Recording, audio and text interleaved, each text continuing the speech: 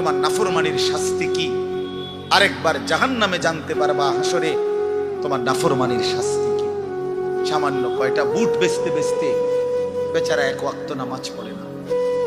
কদ্দুর চা বেচে, দুইটা বন বেচে, বেচারা এক ওয়াক্ত নামাজ পড়ে না।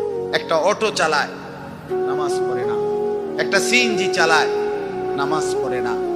12,000 14,000 টাকার একটা বেতন, এই কদ্দুর চাকরি করে, এটুকুর জন্য একটা নামাজ, একটা সেজদা দেয় না আল্লাহকে। হায় রে নাফরমান, কি পাইয়া আল্লাহরে ভুলে গেল। এই একটা বুটমুড়ির দোকান,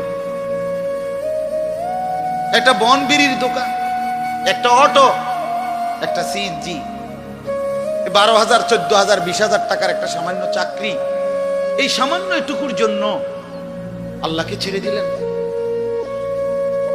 আখিরাতকে ভুলে গেলেন।